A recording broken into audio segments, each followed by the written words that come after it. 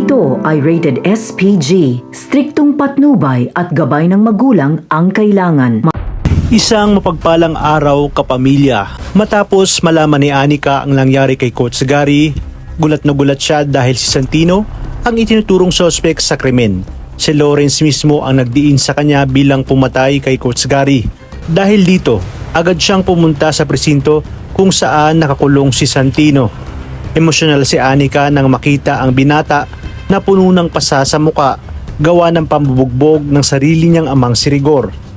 Sinabi ni Santino kay Anika na hindi niya magagawa ang krimen, lalo na't malaki ang utang na loob niya kay Coach Gary.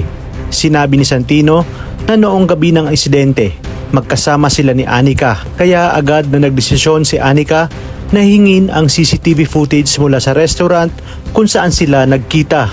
Nang nakuha na ni Anika ang CCTV footage, dinala niya ito agad sa presinto kung saan naroroon si Mando at Rigor. Nang sabay nilang pinanood ang footage, kitang-kita na kasama nga ni Santino si Anika noong gabi ng insidente. Dito napailing si Rigor dahil alam niyang mali ang ginawa niyang paghuli at pananakit kay Santino. Sinabi pa ni Mando na kung hindi magbabago si Rigor, darating ang araw na kamumuhian siya ng kanyang pamilya, lalo na si Santino.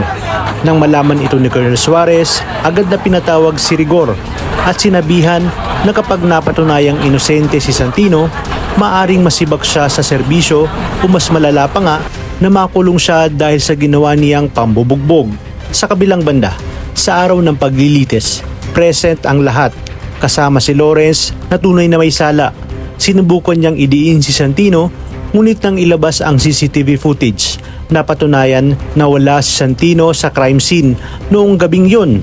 Dahil dito ay tuluyan nang napawalang sala si Santino at hinatulan siyang not guilty. Tuwang-tuwa si Marites at labis ang pasasalamat ni Santino kay Anika. Ngunit si Rigor halos hindi nga makatingin sa lahat dahil sa sobrang kahihiyan. Sa inyong palagay, mapapatawad pa kaya ni Santino ang kanyang amang si Rigor o tuluyan na siyang kamumuhian ito?